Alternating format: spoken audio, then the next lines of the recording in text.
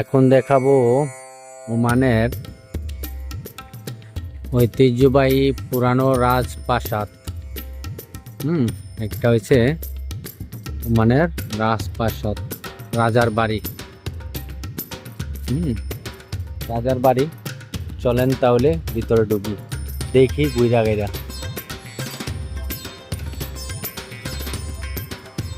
কত সুন্দর। ওয়াও,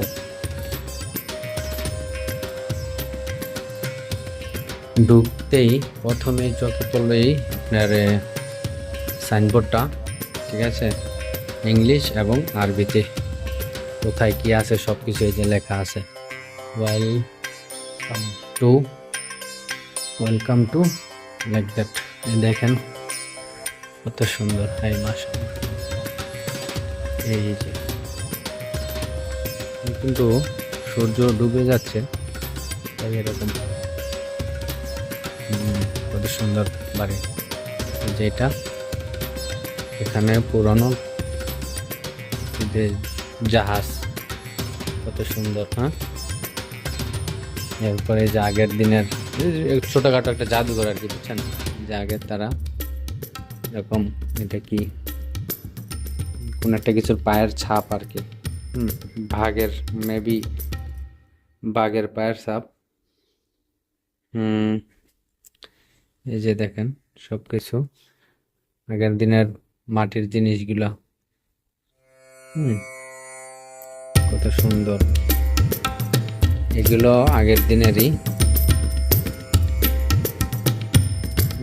এগুলা রেখে দিছি, মাটির জিনিস।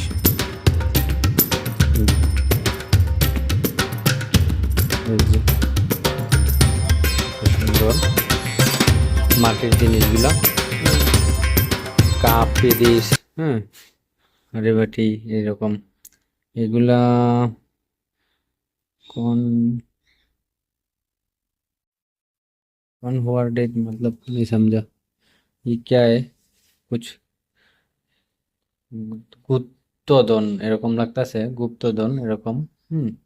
এটা গুপ্তধন আছে না, যে টাকা পয়সা, যে স্বর্ণ অলংকার এরকম থাকে, এটা মানে রেজগি পয়সাগুলো, এরা অনেক পুরানো, মেবি অনেক পুরানো।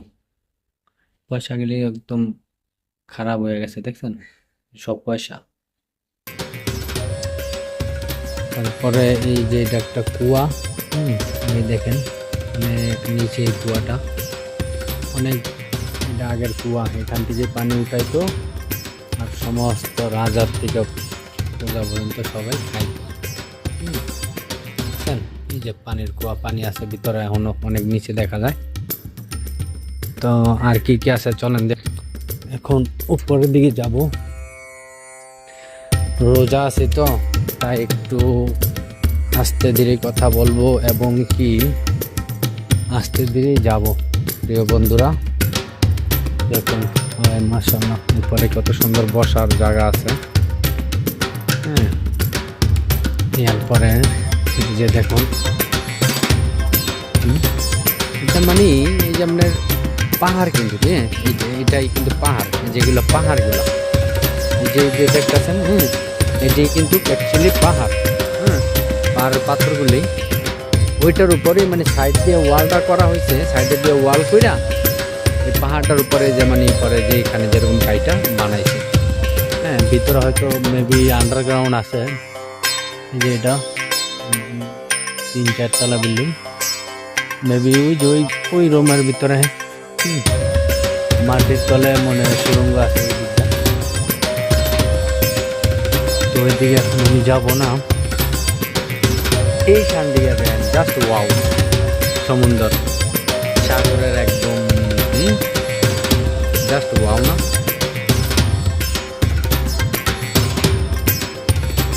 Just wow.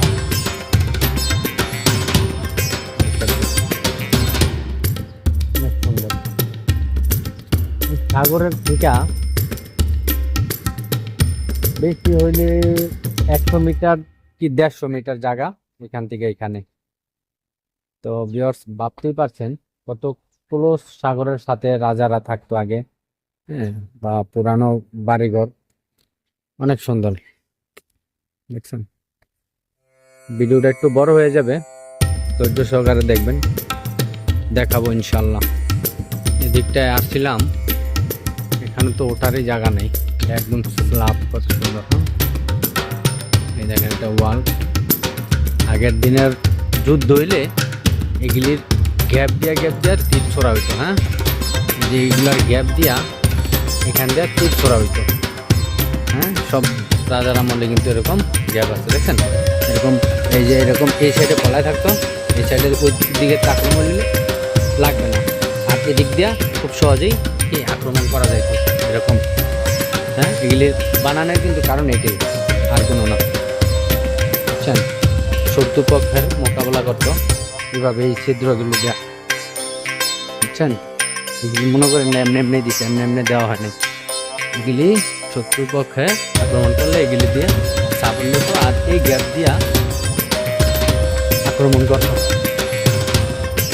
চলুন ওই সাইডে যাওয়া যাক, দেখা যাক ওই সাইডে কি আছে। এই যে ভিউয়ার্স, এটা হচ্ছে বৈঠকঘর। আগের দিনে কোনো কিছু মানে ইস হইলে এই যে এটা হচ্ছে বৈঠকঘর, দিকটা হয়তো কোনো কিছু রাখার জায়গা ছিল, এখানে মানে বিচার আচার করতো রাজারা। হ্যাঁ, এখানে বৈশা দেখেন, এটা মানে বিচার আচার করতো, আর বৈঠকঘর কত সুন্দর। হ্যাঁ, যেমন আমাদের এখানে গ্রাম সালিশ হয় না, এরকম গ্রাম সালিশ কত পুরানো, হাজার হাজার বছর, মেবি অনেক পুরানো। দেখছেন একদম কয়ে দিতেছে, এগুলি কোনো সিমেন্ট নাই কিন্তু, শুধু মাটি। দেখছেন এগুলো কিন্তু শুধু মাটি, মাটি এবং ইট। ইটগুলো মানে কীভাবে বানাইছে দেখেন, বাংলাদেশের ইটের মতন না, যে ইট ছিল এখন ইট নাই। কত সুন্দর কাজ করে। হ্যাঁ, মাশাআল্লাহ। এই যে এগুলো আবার পাথর, এগুলো আবার কি ইট। পাথরের দেশ ইট পাইলো কই, সেই চিন্তা করতেছি ইট দিলা কই পাইল। তো ইট তো এখানে থাকার কথা না, যেহেতু দেশে না কোনো ইট তোলা আছে না, ইটের বাধা আছে না, কিচ্ছু আছে, ইট পাইলো কই। কত সুন্দর দেখেন, এখানে যেই কেউ আসতে পারবো, যেই কেউ এইভাবে ভিডিও বানাতে পারবো।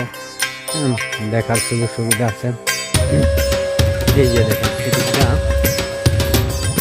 কিন্তু আবার এই যে মাটির ভিতরে যে বললাম আমি গুহার মতন একটা, দেখেন কেমন পাইছেন। এই যে এখন মাটির ভিতরে এগুলা রুমগুলা বৈশা আছে, বুঝছেন। যে জায়গা রয়েছে মাটির ভিতরে হচ্ছে, এটা গুপ্ত মানে নিচে কোনো জায়গা ছিল এই আর কি। এগুলো এখন মাটি দিয়ে বড়া বলা হয়েছে, মানে বইরা গেছে আর কি। এখন আর আগের মতন সচরাচর নিচে যাওয়া যায় না, এগুলি এখন একটা ব্যারিকেড দিয়া তুলে দিছে। ঠিক আছে, কত সুন্দর পাখিটা, একটু লড়ছে না, দেখছেন। আমার থেকে 2 ফিট দূরে। হ্যাঁ, মাশাআল্লাহ।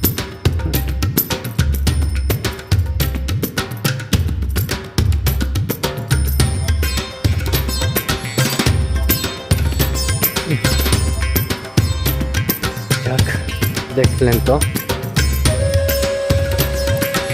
খুবই সুন্দর জায়গাটা। দেখেন টিয়া পাখি,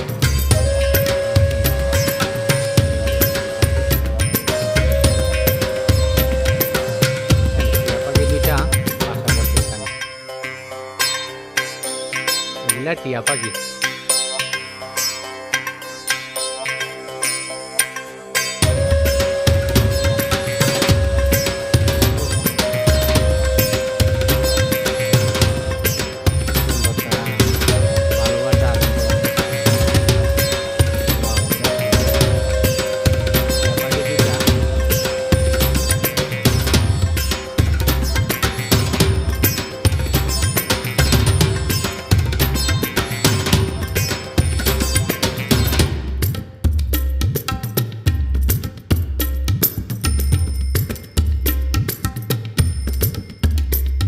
কবুতরের মতন না, একদম কবুতরে যেরকম মানে প্যাকুম তোলে, বাক বাকুম করে, টিয়া বাকি দুটো এরকম বাকুম করতেছে।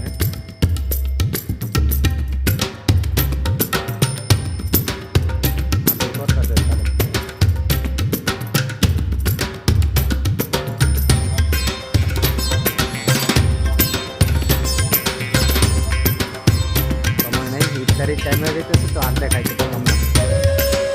আবার নেক্সট দেখাবো আপনাদের।